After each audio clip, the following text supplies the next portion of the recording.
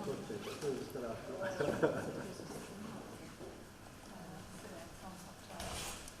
da boš najlažje prišel, Ivan.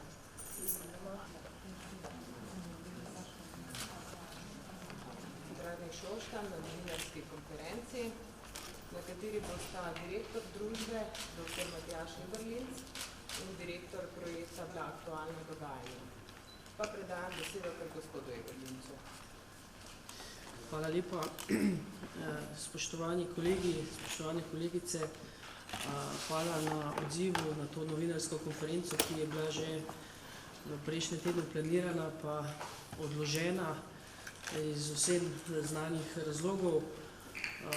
Danes vam verjetno nekaterim ne bo treba čakati 6 ur ali več, da vas spustijo ven iz te stavbe, tako da bomo v nekem doglednem času tudi z potem samimi vprašanji končali. Jaz bi rad danes predstavil poslovanje družbe v letu 2014 in pa poslovanje družbe v letu oziroma v prvih 7 mesecih tega leta. Predstavila bova skupaj, katere ukrepe in katere naloge so naju čakale v prevzemu te funkcije in kaj vse smo izvedli, da lahko nadaljujemo z delom in pa seveda varno in pa zanesljivo proizvodnjo električne in pa toplotne energije.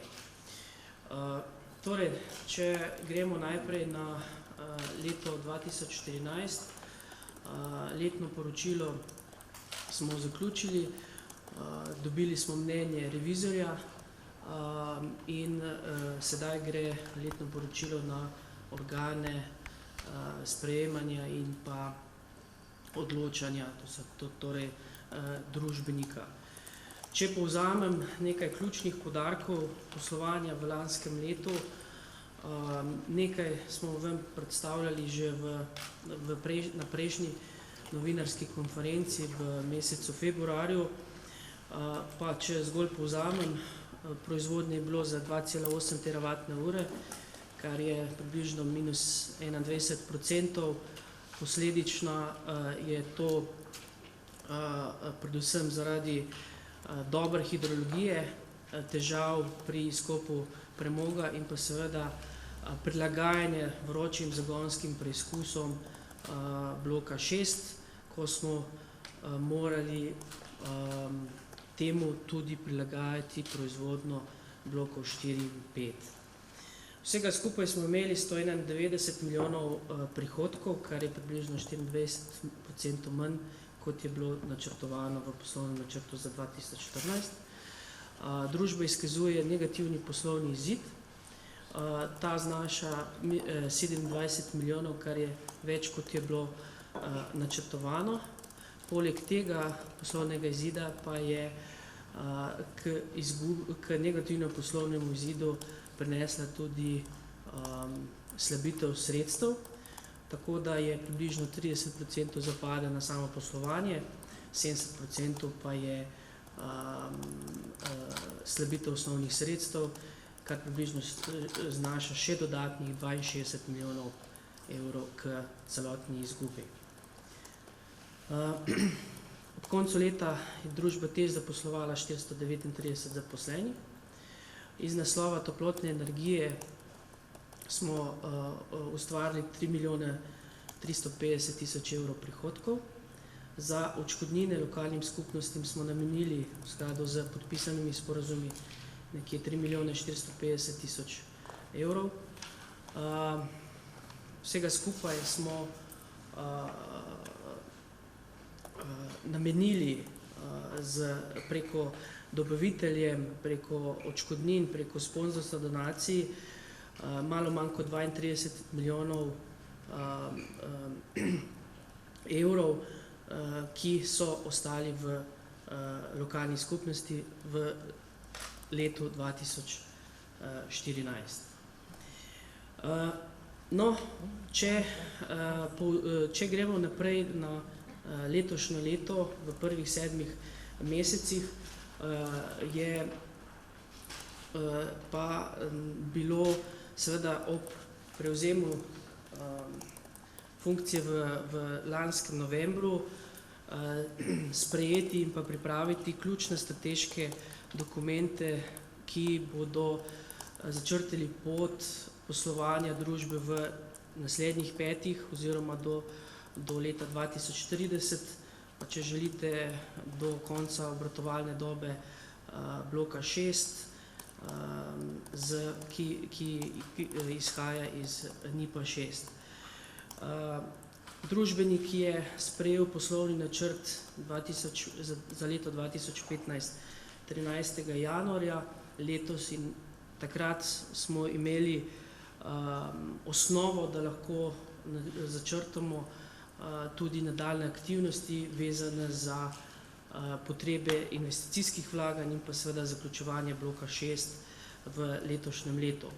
Hkrati z sprejemom poslovnega načrta je družbenik sprejel tudi dolgoročne projekcije do leta 2030, ki so bile predvsem pomembne, da lahko prikažemo ekonomsko sliko in vsem deležnikom pri izvajanju projekta bloka 6, torej ministrstvom, vladi, družbeniku in pa nenazadnje tudi bankam, ki sodelujejo kot kreditodajalke pri projektu bloka 6. Poleg tega sva s kolegom končala NIP 6, izvedena je bila tudi recenzija tega dokumenta strani mednarodne inštitucije. Zaradi tega, ker pa so se plačila za blok 6 izvajala ob pomoči družbenika in pa ker ta finančna konstrukcija ni bila v celoti zaprta, je bilo potrebno izvesti tudi test zasebnega investitorja, kjer se je odgovorilo na vprašanje, ali je pri zagotavljanju potrebnih sredstev, da so tam lahko elementi dovoljene oziroma nedovoljene državne pomoči. Poleg tega smo izvedli tudi načrt finančnega in poslovnega prestrukturiranja družbe. Ta je zaključen in je pri sprejemu pri družbeniku. Seveda vse skupaj je bilo ciljno usmerjeno v to, da informiramo banke, kreditodajalke z informacijami potrebnimi za nadaljnje odločanje tudi pri njih. In da v celoti uredimo odnose, ki izhajajo iz podpisanih pogodb z bankami. No, če grem malo v samo poslovanje TEŠ-a v letošnjem letu, lahko rečemo, da v zadnjih mesecih seveda je bilo za družbo izredno pomembna in pa proizvodnja temu primerno večja, kar boste videli v nadaljevanju, kar kažejo tudi podatki pridobljeni iz statističnega urada, ki kažejo, da se je v zadnjem obdobju oziroma v mesecih junij, julij povečala proizvodnja električne energije tudi celo do 40%, iz tega iz termoelektrarn do 30% in pa posledično tudi poraba goriva, v tem primeru seveda premoga in pa drugih energentov potrebnih za obratovanje tudi do 14%. No, v letošnjem letu smo proizvedli malo več kot 2 teravatni uri električne energije in dosegli plan, ki smo si ga zastavili v začetku leta. To je zelo pomembno, saj smo vmes do 19.6., ko smo blok 6 prevzemali, temu tudi prilagajali samo proizvodno. Kljub vsemu temu smo dosegli z obratovanjem, z vsemi 3 bloki, ki še vedno obratujejo, plan skoraj 100%. Veliko je pripomoglo tudi v zadnjih mesecih te vročinski vali in pa posledično tudi nekoliko slabša hidrologija.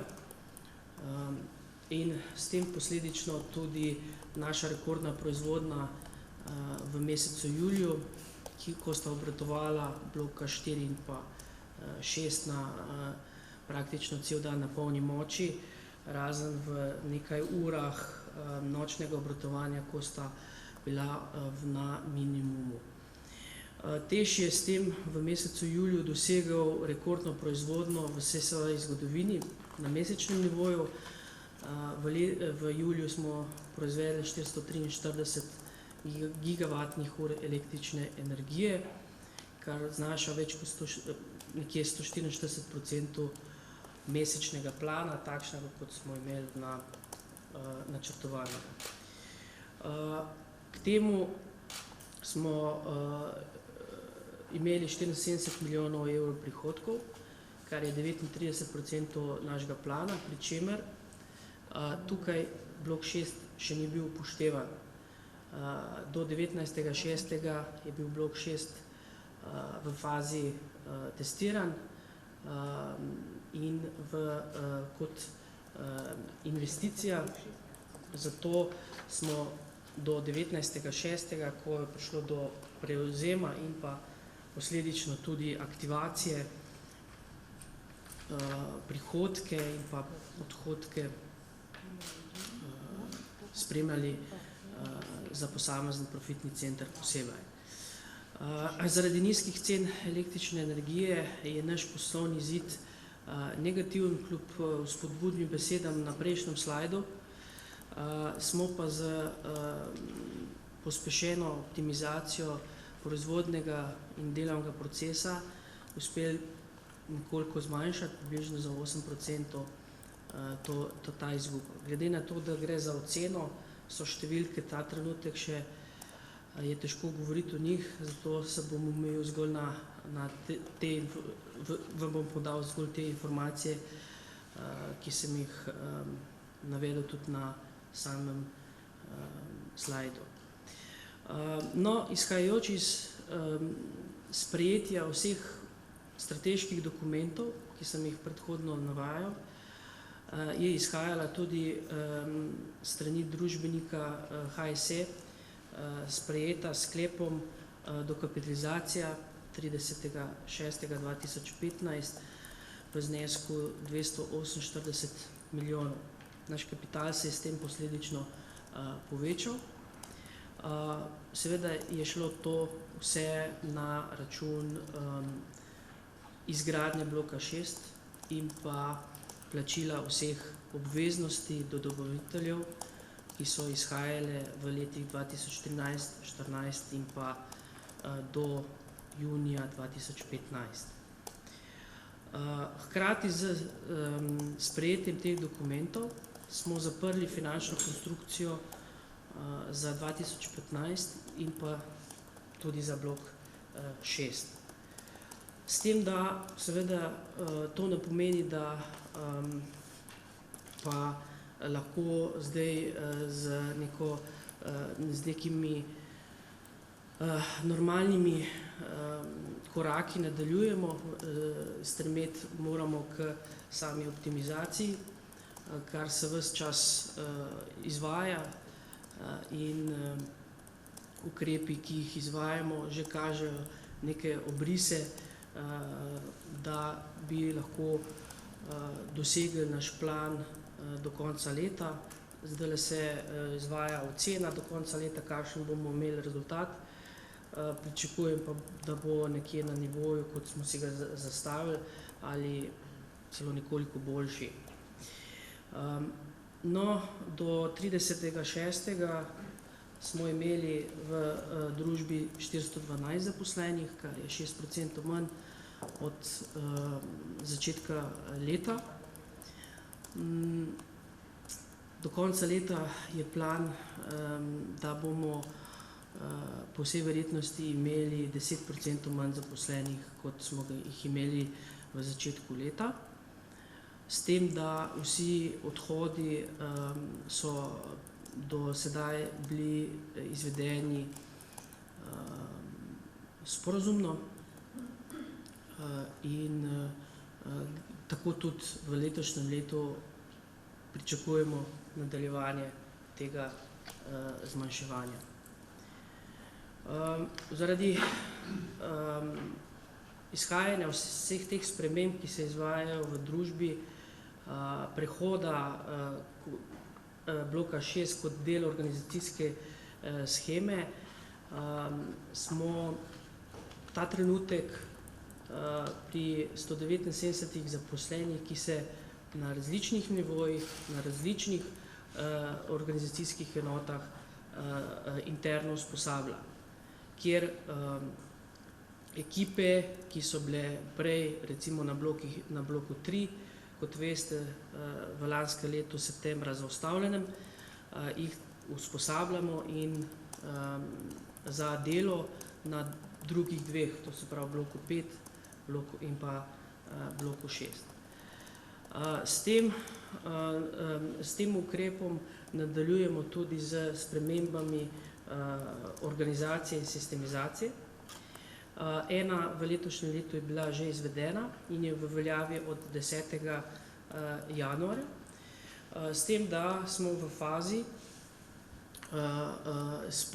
ponovnih sprememb in tukaj smo pa v sodelovanju z svetom delavcev in pa sindikatom v sklopu delovne skupine skupaj stopili in bi želeli dobiti tiste rešitve, ki so najbolj smiselne in pa optimalne za delovni proces v družbi. Tukaj moram resnično izraziti to mnenje, da se sindikat in pa svet delavcev odločil za ta korak, da pristopi k skupnemu reševanju in pa zavedanju, da so potrebne spremembe in pa da lahko skupno pridemo do nekega cilja, ki bo za družbo najbolj smiseln. Seveda ukrepi sledijo tudi na nivoju stroškov storitev. V tem času smo uspeli zmanjšati zunanje izvajalce za približno 40%. To je tudi ukrep, ki je podvržen tudi prejšnjemu, kjer smo potem nadomestila iskali znotraj družbe, zato je tudi to usposabljanje naših zaposlenih večje. Na kakšen način smo optimizirali in sicer zmanjšali smo približno 5 večjih pogodb smo zmanjšali oziroma so v postopku zmanjšanja, namreč ti postopki bodo sledili našemu delovnemu procesu in pa seveda usposabljanju naših zaposlenih. 5 pogodb smo odpovedali, nekaj smo jih pa tudi združevali. Seveda to ne pomeni, da bomo pa zdaj ves ta del lahko nadomestili. Saj smo v zadnjem času eno izmed pogodb, 2 pogodbi, ki smo jih odpovedali, združili v eno in nadaljujemo z pomočjo zunanjih izvajalcev. Tukaj sem navedel primer, da se da zadeve optimirati na takšen način, da lahko 2 pogodbi združimo v eno in celo zmanjšamo obseg dela tudi za 70%.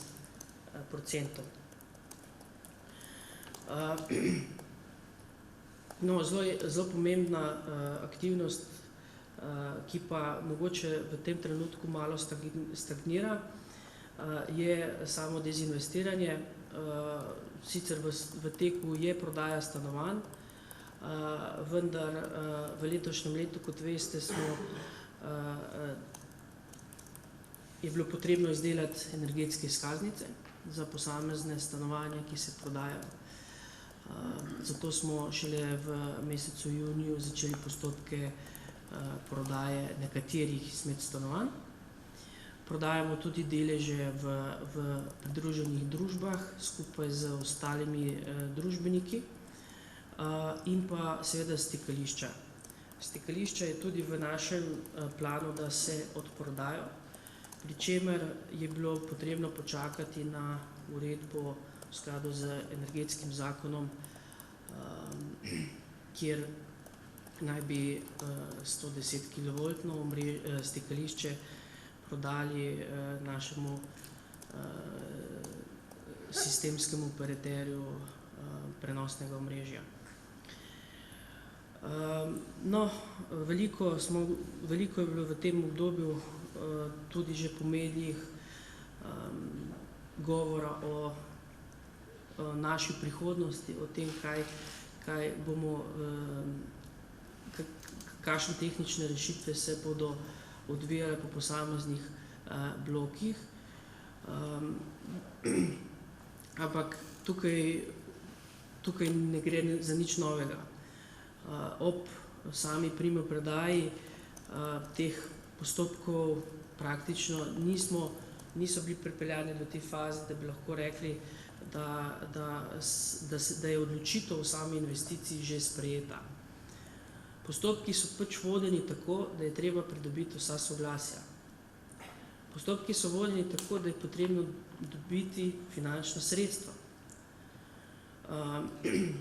Zaradi vseh obveznosti, ki jih imamo do bloka 6, to ni ravno enostavno. Zato je bilo treba v končni fazi družbenika prepričati, da so vlaganja, recimo v blok 5, nujno potrebna, čeprav je dejstvo, da bom rekel, EED direktiva velja že od leta 2010, da so ta dejstva znana in da pa investicije niso bile v tisti fazi, kjer bi lahko rekli, zdaj pa lahko delamo, zdaj pa lahko izvajamo to investicijo, zdaj pa lahko to preizkušamo in zdaj pa lahko to tudi uporabljamo. Namreč 1.1.2016 veljajo nova pravila, ki sledijo EED direktivi, pravila, ki sledijo zmanjšanju emisijskih vrednosti in s tem posledično pomeni, da smo primorani, da izpeljemo vse tiste aktivnosti do konca, ki so bile načrtovane, ne pa tudi realizirane. V vsem tem postopku seveda smo zavezanci za javna naročila. Tudi tam so zadeve jasno zapisane, pravila so jasna in s tem posledično se postopki podaljšujejo. Tudi za blok 4, ki je seveda v letu konec leta 2013 bila strani TEŠ-a posredovana izjava, da bi zaprosili za izjemo, ki mu dovoljuje nadaljnje obratovanje za skupno 17.500 obratovalnih ur. Z ministrstvom smo v pogovorih, ali bo ta uredba tudi sprejeta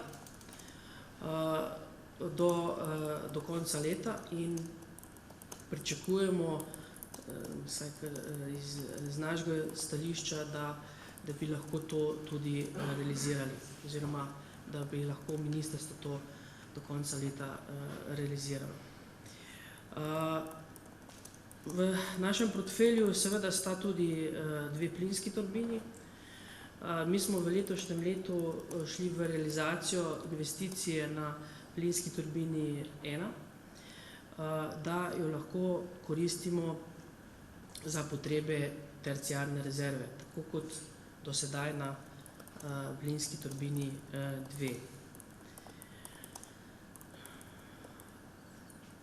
In seveda ob vsem tem zavedanju in pa vseh ukrepih, ki jih s kolegom tukaj izvajava na nivoju bloka 6 in pa vsem skupaj, smo prišli v neko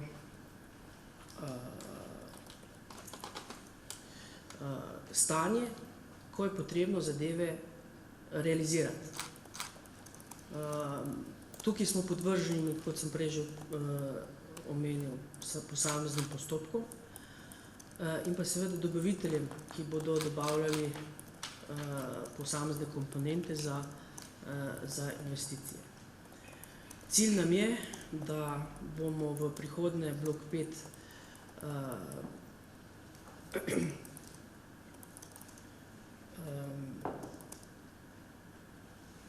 prilagodili tako, da bo zmožen obratovati tudi ob doseganju nižjih emisijskih vrednosti. Pričakujemo tudi, kot sem že prej omenil, da tudi blok 4 bi lahko obratoval, vendar tukaj je potrebno pridobiti izjemo, kar pa je seveda na nivoju ministrstva, da tudi izvaja. Mislim, da bi lahko tukaj zaključil, tako da bomo skozi vprašanja kakšno dodatno pojasnilo boste dobili. Zdaj pa mogoče predajam besedo kolegu za sam blok 6. Ja, to se pravi, lep pozdrav. Ok, lep pozdrav še z moje strani. Matjaž, hvala za besedo. Jaz bom čisto kratko podal nekaj zadnjih informacij v zvezi z projektom bloka 6. Kot smo že večkrat poudarili, izvedbena faza projekta je zaključena. To se pravi, vsa gradbena dela, montažna dela, zagonski preizkusi in večina obratovalnih testov so zaključeni. Strani tehničnega upravnega organa je bil izveden strokovni tehnični pregled. To je bilo v mesecu maju in kot posledica je bila izdana odločba o enoletnem poskusnem obratovanju z dnevom pričetka 11. junij. Uspešno smo izvedli vsa pogodbena poskusna obratovanja in 19.6. je bil izveden prvi delni prevzem, hkrati tudi največji. To je prevzem od našega največjega dobavitelja Alstoma. Sledili so še vsi ostali paketi, to se pravi vsi ostali podizvajalci oziroma dobavitelji, kar pomeni, da smo praktično vse začasne prevzeme oziroma prevzeme izvedli predčasno. 19.6. je sicer formalni datum, ampak de facto je blok pod odgovornostjo TEŠ-a in na razpolago lastnikov in pa seveda potrebam, ki jih ima energetski sistem, pa tudi prebivalci Republike Slovenije od 7. junija. Same številke obratovanja, se pravi v letu 2014, ko je bil blok v zagonskih preizkusih, smo proizvedli v proizvodnji TEŠ, je bil naš delež 5%, v letu 2015, se pravi v prvih 6 mesecih, kar 62%, kar jasno kaže na to, da postaja blok 6 realnost TEŠ-a, da prevzema vlogo primarnega vira proizvodnje električne energije v TEŠ-u na nivoju skupine HSE in tudi, bom rekel, v Sloveniji. Če se vrnemo na julij 2015, kot je prej direktor omenil, je bil to za nas rekorden mesec, 443 GWh električne energije smo proizvedli, kar je rekord vseh časov v TEŠ-u, mislim, da je bil prejšnji benchmark okrog 406 oziroma 399 tam nekje. In to je znašel delež bloka 6 skoraj 75%. Se pravi, v tem istem obdobju je TEŠ v električno mrežo oddajal po podatkih, ki so dostopni, celo do 47% električne energije. Se pravi, v mesecu juliju, ko ste vsi imeli klimatske naprave na polno, ko je bilo zunaj 38 stopinj, je kljub temu TEŠ zagotavljal, izpolnjeval svojo vlogo, ki jo ima in ki jo je imel ob načrtovanju. Druga pomembna zaveza, ki smo jo dali javnosti, je pa znižanje emisij. To se pravi, na diapozitivu lahko vidite primerjavo med blokom 6 in blokom 4. Graf je sestavljen iz povprečnih dnevnih vrednosti emisij v mesecu juliju.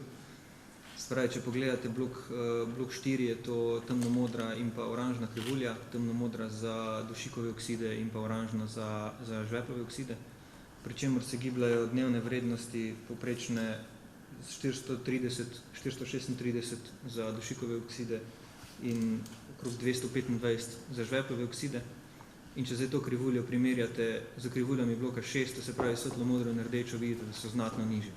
V številkah to pomeni 128 za žveplove okside, kar pomeni, da znižujemo emitiranje, bom rekel, škodljivih snovi v ozračje za faktor, ki je večji od 3, in pa vrednost 20 za žveplove okside, kar pomeni, da na tem področju, ki je bilo v preteklosti v lokalnem okolju zelo popularno, ne vem, če se spomnite, sredi 90-ih, jaz sem z lokalne skupnosti, pa vem, kako je to izgledalo, ko smo v zračje emitirali 2000, bom rekel, miligrama ali pa 1500 miligramov žvepla, zdaj je poprečna dnevna vrednost 20. In s temi podatki, bom rekel, zagotavljamo, dokazujemo, da je izpolnjena tudi druga zaveza, pa ena izmed zavez, ki smo dali na začetku, to se pravi, da znatno pripomoremo k zmanjšanju obremenitve okolja, tako lokalno, kot tudi na, bom rekel, na državnem nivoju, ker konec koncev tudi emisije, ki jih mi emitiramo, nimajo vpliva samo lokalno, res je, da imajo to največji vpliv, ampak čutite jih pa praktično po vsej Sloveniji in širše. To bi imel jaz, res sem rekel, da bom zelo kratek, tako da hvala lepa. Hvala obema, dosti je bilo povedanega, nekaj vprašanj pa se je zagotovo tudi pojavilo. Jaz bi imel vprašanje, Robert Gorjanc, novi kreditni pravi Celje. Jaz bi imel vprašanje, Robert Gorjanc, novi kreditni pravi Celje. Gospod Edelminc, če bi se zdaj mogoče lahko malo odzvaja na to zadevo otrok odplotne energije, na navedba, da je mestna občina Velenje na zadnji novinarski konferenci, pa tudi napisano, da je župan Goran Kontič poslal predsedniku vlade, torej to, da glede remonta, 5. bloka, da se to načrtovali, pač januarja in februarja, da se to še nikoli ni zgodilo, da primeru izpada 6. bloka po nedelovanju remonti 5. da se da zgodi odplatno mrk, oziroma lokalno katastrofo, če bi to imenoval gospod Kontič. Pa še to vprašanje v zvezi s tem, se tudi rekli na novinarski konferenci, da ni razloga za, pač, kar smo že slišali za 6. blok, najboljši izkoristek, pa seveda, da ustvarjate dobiček na tem področju pri odplatni energiji.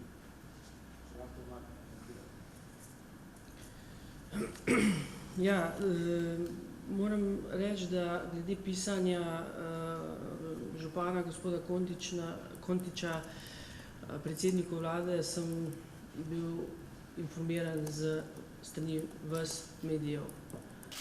Tako da nisem seznanjen za vsebino, kaj je zapisano. Če govorimo o sami izjemi, sem vam prej že pojasnil, kakšen je cilj v zvezi z to izjemo.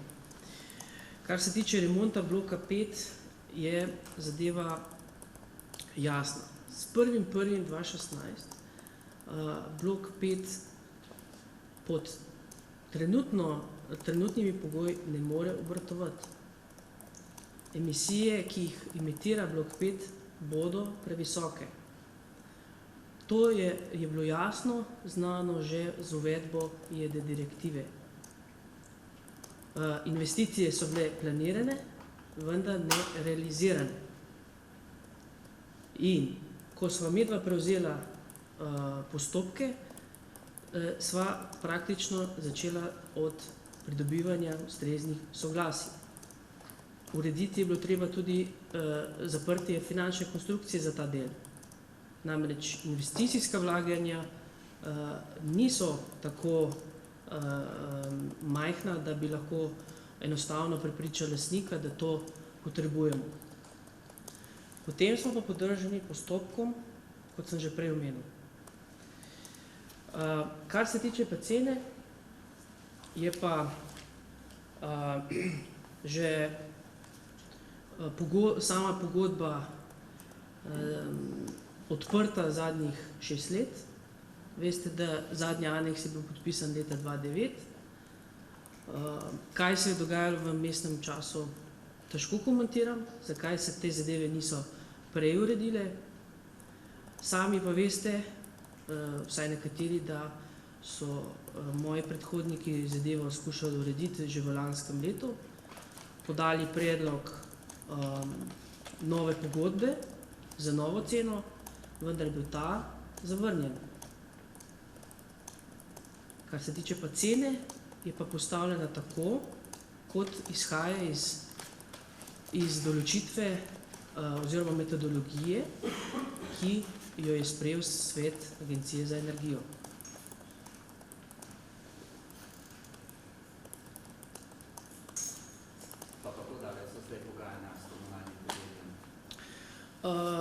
To bi jaz bolj rekel razgovora, ne? Seveda za podpis pogodbe sta potrebni dve strani, da se strinjate z celotno vsebino. Pogovori tečejo, niso še zaključeni. V naslednjem tednu imamo ponovno z predlogi tako ene kot druge strani.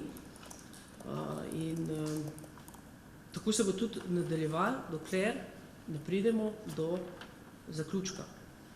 Tukaj moram poudariti, da ni naš namen, da ne bi zagotavljali toplote. Želimo urediti odnos med TEŠ-em in pa komunalnim podjetjem Velenje.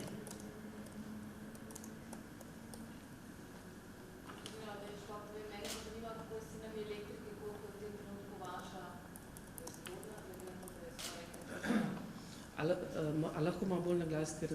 Zanima me, kako je s cenami elektrike. Vaša je v tem trenutku skoraj da enkrat višjo tržnik, kaj to pomeni za vse odjemalce, ne samo za okolico in za vse položnice za elektriko države.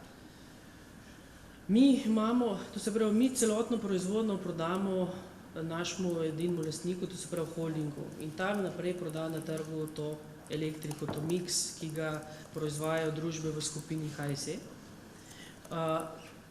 Mi imamo letno pogodbo za količine, kot so planirane v poslovnem načrtu, in približno ta proizvodna cena na računih, če ste vprašala, mislim, da je bilo zadnjič v financah dosti dober razdelilnik prikazan, v kakšnem obsegu znaša naša proizvodna cena.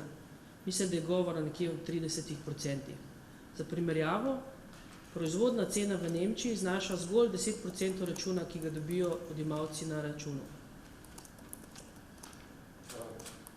Omenili ste letos v tem prvem v 7 mesecih tudi izguba. A ne morete povedati, kolikšna je ta izguba, če imate izračunano, da je 8,8 manjša od planirane. A ne morete, verjetno veste, kakva je ta izguba. Poleg tega pa zanima, kolikšen del te izgube pripisujete tej ceni elektrike na evropskem trgu, kolikšen del pa stroškom servisiranja investicije na 6. To je zelo dobro vprašanje, pa zelo zapleteno, ker ocene seveda obstajajo, se moramo sproti spremljati, sproti prilagajati in uravnavati likvidnost in tako naprej. Dejstvo pa je, da smo v prvih teh 6 mesecih, blok 6 seveda je proizvajal, je imel določene prihodke, ampak je bil še je bil kot investicija. In nekaj teh prihodkov in odhodkov smo mi pripisovali tudi sami investiciji, to je v skladu z mednarodnimi računovodskimi standardi. Od 1.7., ko smo tudi aktivirali, oziroma z 19.6. prevzeli in potem aktivirali s 1.7., se je začela obračunavati tudi amortizacija in tudi stroški financiranja. In tako bomo lahko tudi zdaj primerjali po posameznih profitnih centrih, to se pravi blok 4, blok 5, blok 6, skupne naprave, štabne službe, in šele takrat bomo videli, kakšen je dejanski učinek posameznih blokov na poslovanje Teša. Spremenila se je tudi amortizacijska stopnja zaradi učinkov, ki sem jih prej navajal zaradi letnega poročila.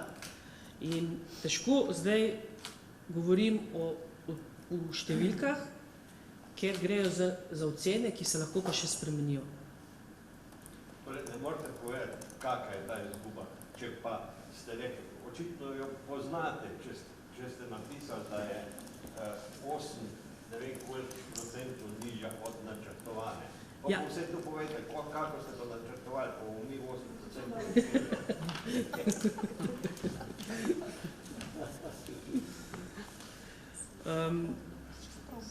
Lejte, ne bi rad prišel do trenutka, ko bomo pol konc leta imeli ponovno novinarsko, boste rekli, vse takrat ste pa rekli, da je tako, zdaj pa drugače. Zakaj pa niste takrat tako planirali?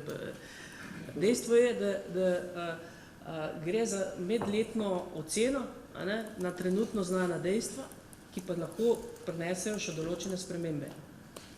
Zato tudi, dokler nismo imeli revidiranih računovodskih izkazov leto 2014, tudi nismo do danes informirali javnosti, o kakšni rezultatih govorimo za lansko leto. In tudi gre zgolj za oceno. To je vse, kar lahko rečem.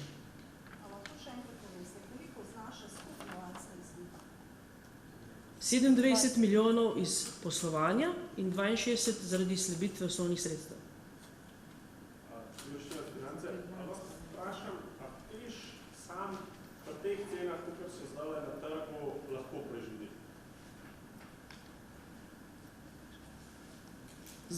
Veliko govorite o rekordni proizvodnji, pa koliko to zagotavlja sistemu elektrike, pa tako naprej. Ampak čisto simpel vprašanje, a lahko preživi ob teh pogojih, ko so na trgu? Če bodo vsi ukrepi optimizacije izvedeni v naslednjih letih, jaz pričakujem, da se zna trend poslovanja in pa seveda rezultat izboljšati.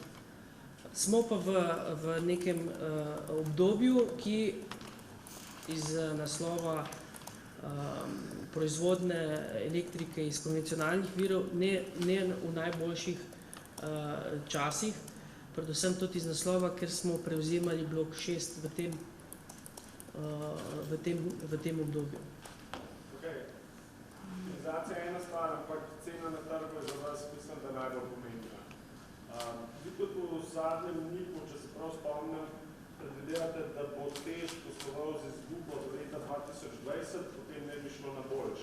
Tam noter, tukaj jaz vidim, so tudi projekcije glede gibanja cene elektrike na trgu, ki napovedujejo, da bodo šle cene gor. Me pa zanima, na kakšnih predpostavkah ste to računali, ker ostali tega ne računajo tako. Zdaj, gledajte, mi smo vhodne podatke pridobili od strokovnih služb našega lastnika, ki tudi skrbi za trženje električne energije. Sama študija, kolikor je meni znano, je bila v mednarodni hiši, ki se s tem ukvarja, naročena. Moram pa reči, da same metodologije določevanja cen pa mi ne poznamo. Predpostavljate, da bo zadeva leta 2020 poslovala z, ne vem, planirate 12 milijonov evrov dobička?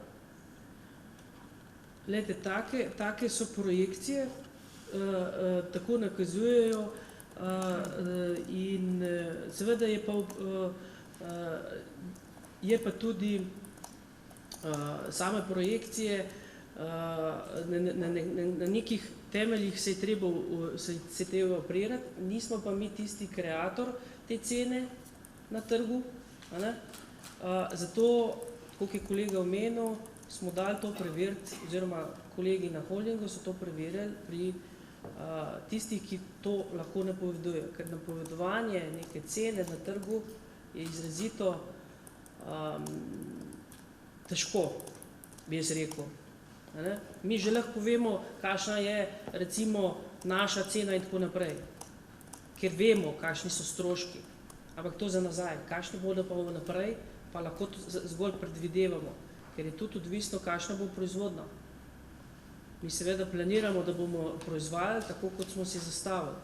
Zato sem tudi poudaril v svoji predstavitvi, da sledimo planu, ker v lanskem letu smo zaostajali za 24%. To se je v letošnjem letu že popravilo, kar je zelo pomembno, ker to je naš prihodek. Skratka, če vas jaz to razumem, potem verjetnost, da bo TEŠ leta 2020 delal dobiček, je enaka verjetnosti, da bo delal izgubo. To je težko napovedati. Imate vi do Alstoma kakšne terjatve za že plačano? Terjatve v smislu povračila sredstva, mislim, njihovo. Ja, skaj. Oni so svoje delo korektno opravili, pogodbene zaveze so bile izpolnjene in mi se pač ravnamo po pogodbah, ki so bile in dodatkih, ki so bili podpisani. Mi drugače niti ne moramo ravnati. Koliko vas bo sta prigradnja pa remont po celoti, mislim, za blok 6? Za blok 5, pardon. Za blok 5. V planu je nekje okrog 9 milijonov evrov. Imate to finančno konstrukcijo? To je v poslovnem načrtu in za letošnjo leto so ta sredstva planirana. Koliko jih v tem trenutku prodajate, torej KSE-ju, in koliko lahko vzdržite glede na cene na trgu, kaj če je cena na 20 megavatov? Torej, mi plačujemo takšno, kot imamo letno pogodbo. Vsako leto se nova pogodba sklene, ceno podaja holding, glede na tudi posledično tudi proizvedeno ceno in pa posledično tudi samo porabo energenta, torej premoga. In v tem trenutku je? To je seveda del, ki ima oznako poslovna skrivnost in gre za podatek, ki ni javno dostopen, tako da ga ne morem komentirati, ki je več kot to, kot sem povedal. Še eno vprašanje, se deloma je že odgovoril najbolj tudi gospod Košorok, direktor holdinga. A TEŠ lahko preživi brez tega novega prispevka, ki bi ga dobili v obliki CRB mehanizma? Torej, te projekcije, ki jih je lastnik sprejel, predvidevajo določeno zadolževanje za pokrivanje teh, kot ste samo omenil, prihodnjih izgub. In trenutno v teh projekcijah ni načrtovan CRM mehanizem. Torej se elektrika za vse odjemalce naj ne bi podražila tudi zaradi Če bo uveden CRM mehanizem, mislim, da teče študija v okviru energetske zbornice, ki bo pokazala, kakšen je vpliv uvedbe tazga mehanizma. Šele takrat bomo lahko rekli, kakšen ima vpliv na bomo rekel, končnega odjemalca. Do takrat mislim, da se nekje v jesenskem obdobju predvideva zaključek, takrat bomo videli, kakšne so sploh možnosti uvedbe tazga mehanizma. Ker gre za, veste, da gre za primere po posameznih državah. Nekatere države so ta mehanizem že uvedle na različne načine in če jaz prav razumem, cilj je tudi, da se en tak mehanizem tudi pri nas izbere iz tega, kar je že v uveljavi v drugih državah. Da bodo naše položnice prej višje kot nižje. Seveda, vsak tak dodatek je vpliv na samo ceno. Težko pa govoriti, kakšen dejanski bo ta vpliv.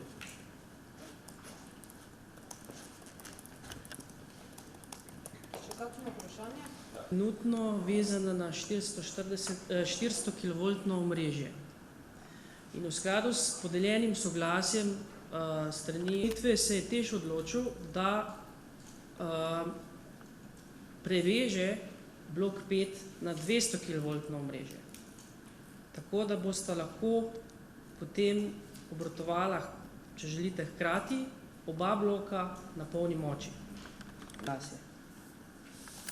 Investicija, kot sem že prej rekel, še ni izvedena, je v teku.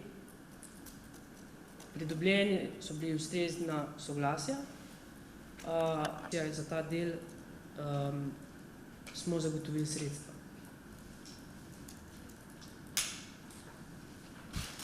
Nažalost, samo podatke o njegovi ogromni zmogljivosti, niste pa objavili podatkov o njegovi zanesljivosti in razpoložljivosti. Blok 6.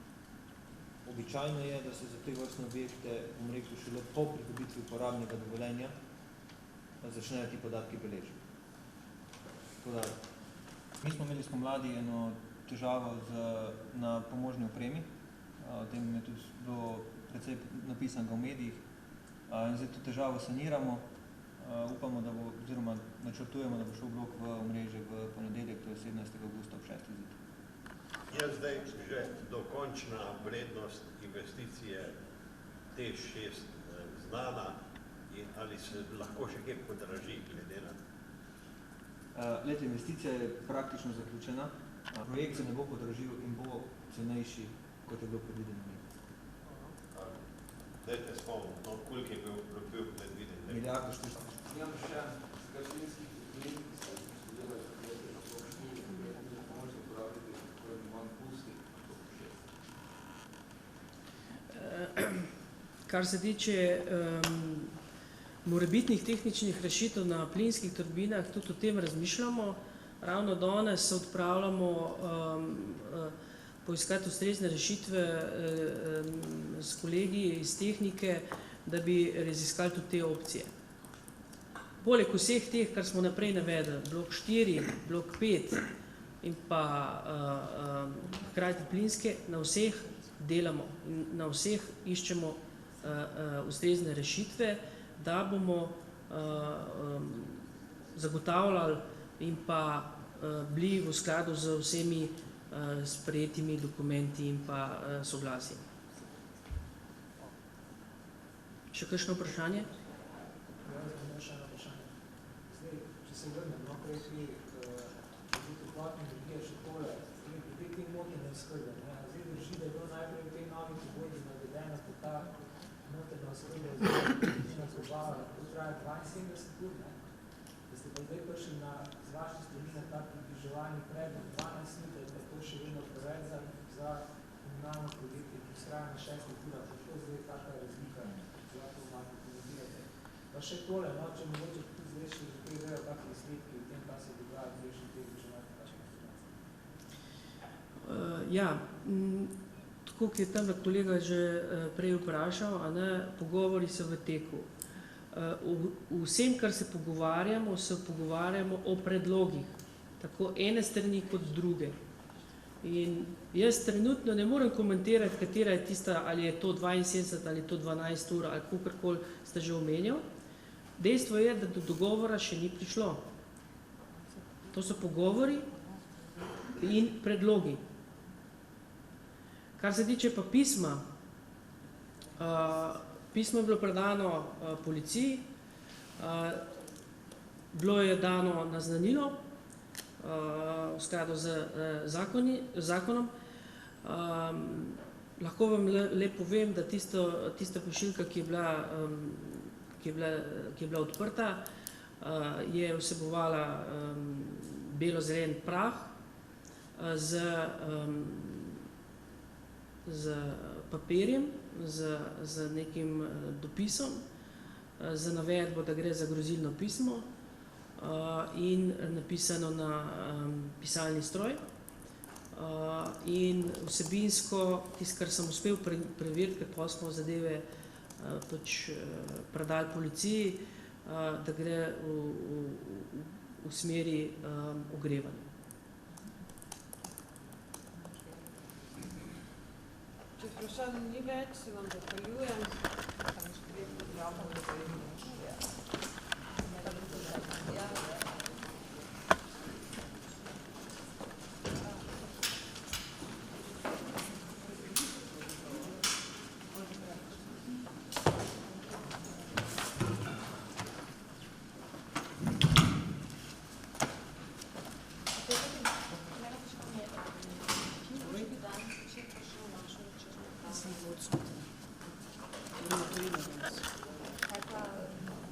To z mano gre.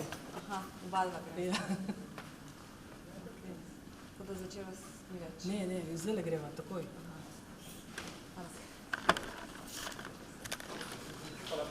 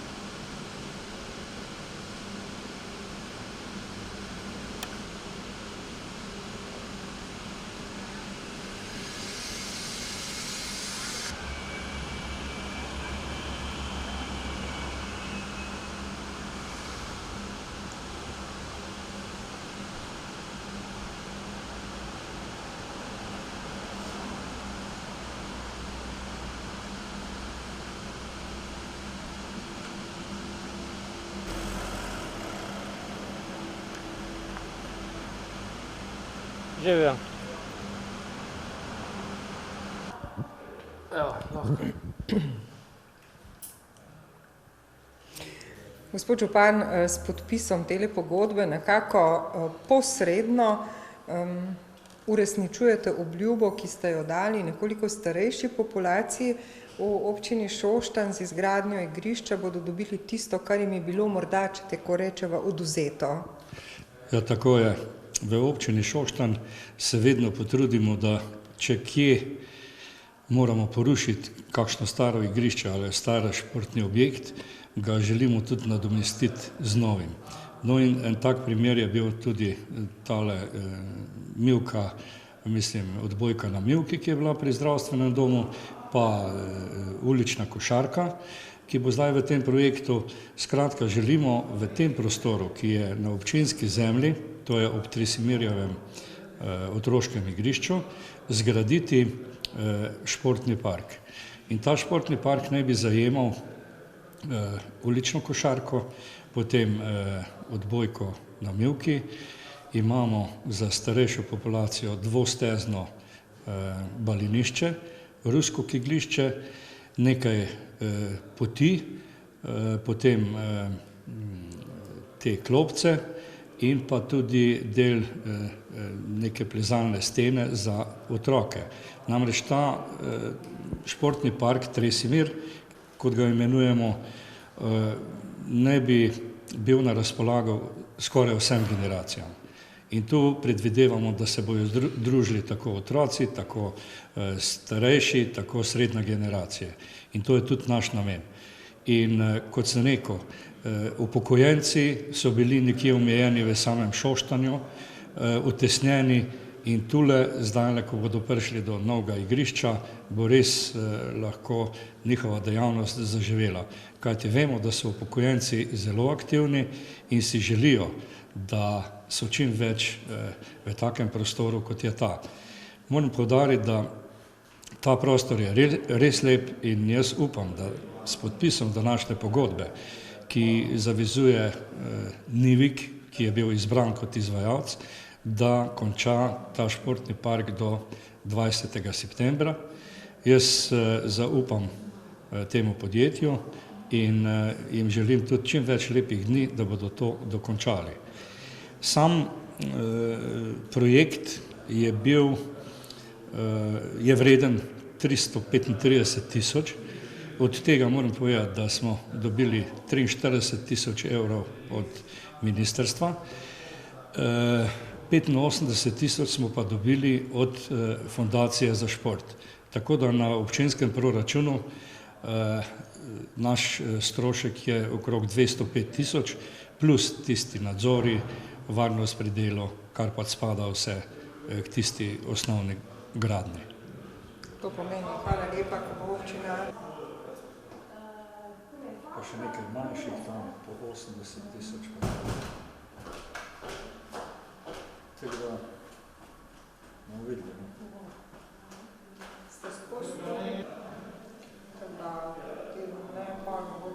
vsaj v tem dodati Ja. kako pripravo na Ja, ja. čas za šolo, ali katera Ja. potekajo, Ja. mogoče tudi Ja. tako, da bomo preletela Ja. zgodbo.